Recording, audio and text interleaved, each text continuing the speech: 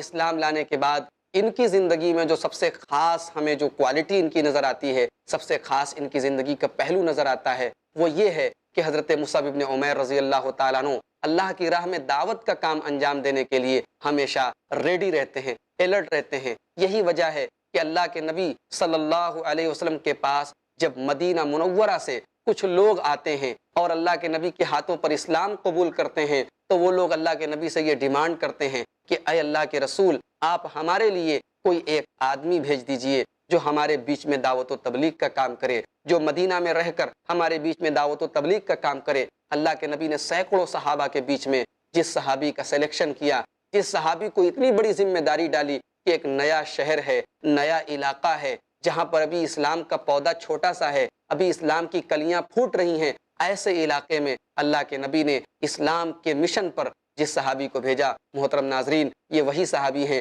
حضرت مصعب ابن عمیر رضی اللہ تعالیٰ عنہ۔ اس طریقے سے حضرت مصعب ابن عمیر رضی اللہ تعالیٰ عنہ مدینہ منورہ پہنچ جاتے ہیں۔ یہ اللہ کے نبی صلی اللہ علیہ وسلم کے مشن پر، اسلام کی تبلیغ کے مشن پر مدینہ منورہ پہنچتے ہیں۔ محترم ناظرین، دعوت و تبلیغ کا کام اتنا آسان نہیں ہے جتنا آسان آپ کو سن کر لگ رہا ہے اور ہمیں محسوس ہوتا ہے کہ یہ بہت آسان کام ہے۔ یہ اپنی جان کو جوخم میں ڈالنا اور اپنی جان کے دشمنوں کو ایک ایسی سوسائٹی میں، ایک ایسے سماج اور معاشرے میں رہ کر دعوت و تبلیغ کا کام کرنا جہاں کی میجورٹی آپ کے خلاف ہو، جہاں لوگ آپ کو اپنا دشمن سمجھتے ہوں، ایسے ماحول میں دعوت و تبلیغ کا کام کرنا، یہ میرے بھائیوں بہت مشکل کام ہے۔ لیکن اس رسپانسبلٹی کو اگر نبھایا تو حضرت مصعب ابن عمیر رضی اللہ تعالیٰ عنہ نے نبھایا۔ محترم ناظرین،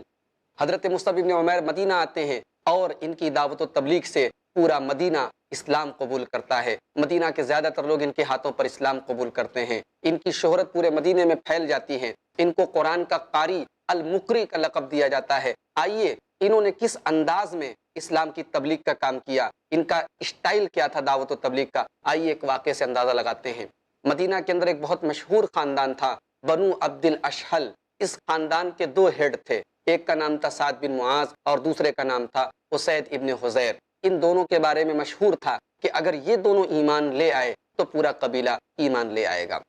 حضرت مصعب ابن عمیر حضرت اسعد ابن زرارہ رضی اللہ تعالیٰ عنہ کے ساتھ بنو عبد الاشہل کے ایک باغ میں جاتے ہیں اور وہاں بیٹھ جاتے ہیں، اور وہاں پر اور بھی جو لوگ اسلام لائے تھے وہ بھی اکٹھا ہو جاتے ہیں۔ وہاں سے گزر ہوتا ہے سعد بن معاذ کا اور وہاں سے گزر ہوتا ہے اسید ابن حضیر کا۔ تو سعد بن معاذ اسید ابن حضیر سے کہتے ہیں، کیا تم دیکھ رہے ہو یہ دوسرے جگہوں سے لوگ آ کر ہم لوگوں کے ماحول کو خراب کر رہے ہیں، نئی نئی باتیں لے کر آئے ہیں، کیوں نہیں ان کو بھگا رہے ہو، کیوں نہیں ان کو ڈانٹ رہے ہو، کیوں نہیں ان کو منع کر رہے ہو؟ اللہ کی قسم، اگر یہ اسعد ابن زرارہ میرا خالہ زاد بھائی نہ ہوتا، میرا رشتہ دار نہ ہوتا، تو اے اسید ابن حضیر، میں کہہ رہا ہوں کہ میں ضرور یہ کام کرتا۔ تمہیں چاہیے کہ تم جا کر ان کو روکو، ان کو منع کرو، ان کو ان کی حرکتوں سے باز آنے کو کہو، یہ کیا کر رہے ہیں، ہمارے بچوں کو خراب کر رہے ہیں، ہمارے ماحول کو خراب کر رہے ہیں۔ حضرت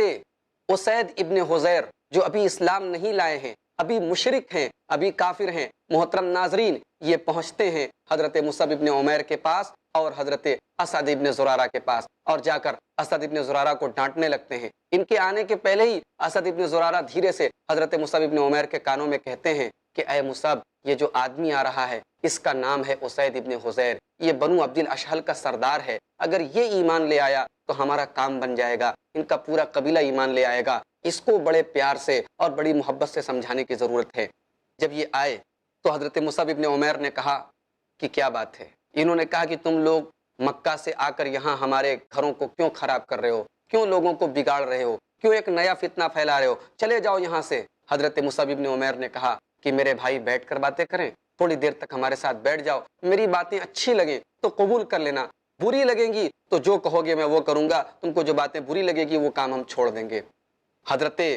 اسید ابن حضیر نے کہا کہ بات تو تمہاری صحیح لگ رہی ہے، بات تو تم انصاف کی کر رہے ہو، ٹھیک ہے۔ وہ نیزہ لے کر گئے تھے، وہ ہتھیار لے کر گئے تھے، لڑنے مارنے کے ارادے سے گئے تھے، اپنے ہتھیار کو انہوں نے زمین میں گاڑا اور بیٹھ گئے۔ حضرت مصعب ابن عمیر نے اپنے مخصوص انداز میں ان کو اسلام کے بارے میں بتایا، اسلام کی تعلیمات کو شارٹ میں، مختصر میں ان کو بتایا، اور قرآن کریم کی تلاوت کرنے لگے۔ قرآن کریم کی تلاوت کو سننے کے بعد حضرت اسید ابن حضیر کے چہرے کا رنگ بدلنے لگا، ان کا چہرہ خود بتانے لگا کہ اب اسلام کے دامن میں یہ گرنے والے ہیں، اب اسلام نے ان کے دلوں میں جگہ بنا لی ہے۔ تھوڑی دیر کے بعد جب حضرت مصعب ابن عمیر نے قرآن کریم کی تلاوت بند کی تو حضرت اسید ابن حضیر کہتے ہیں یہ تو بڑا بہترین کلام ہے، یہ تو بہت خوبصورت کلام ہے، تمہارے دین میں داخل ہونے کا طریقہ کیا ہے؟ حضرت مصعب ابن عمیر نے جب قرآن کریم کی تلاوت کو بند کیا تو حضرت اسید ابن حضیر نے کہا تم جو کلام پڑھ رہے تھے یہ تو بہت خوبصورت اور بہت ہی بہترین کلام ہے،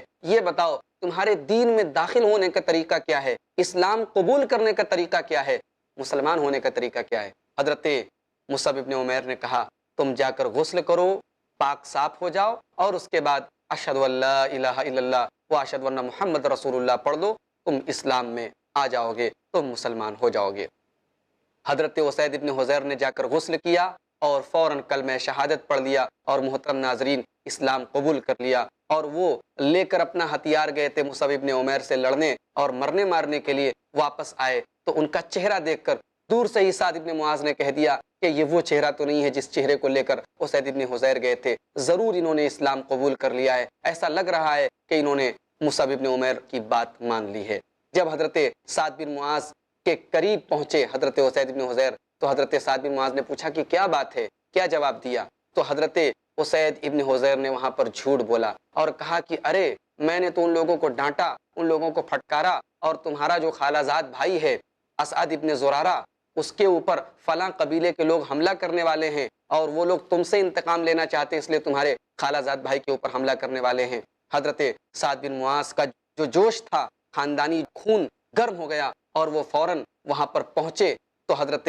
اسعد ابن زرارہ کو دیکھا کہ وہ بالکل ٹھیک ٹھاک ہیں، بالکل سیف ہیں، اور حضرت اسید ابن حضیر نے ان سے جھوٹ بولا تھا۔ انہوں نے جا کر وہی بات کہی جو حضرت اسید ابن حضیر نے کہی تھی کہ تم لوگ کیوں ہمارے مدینہ میں آ کر، ہمارے قبیلے میں آ کر لوگوں کو خراب کر رہے ہو، لوگوں کو بگاڑ رہے ہو، تم اپنی یہ حرکتیں بند کر دو، چلے جاؤ یہاں سے، اسلام کی تبلیغ کرنا بند کر دو۔ حضرت مصعب ابن عمیر نے اسی پیار بھرے انداز میں اور اسی محبت بھرے انداز میں جس انداز میں اسید ابن حضیر کو تبلیغ کی تھی، حضرت سعد بن معاذ سے کہا کہ بھائی آؤ 2 منٹ کے لیے بیٹھ جاؤ، اگر میری بات اچھی لگے تو ایکسپٹ کر لینا، قبول کر لینا، اور اگر تمہیں میری بات بری لگے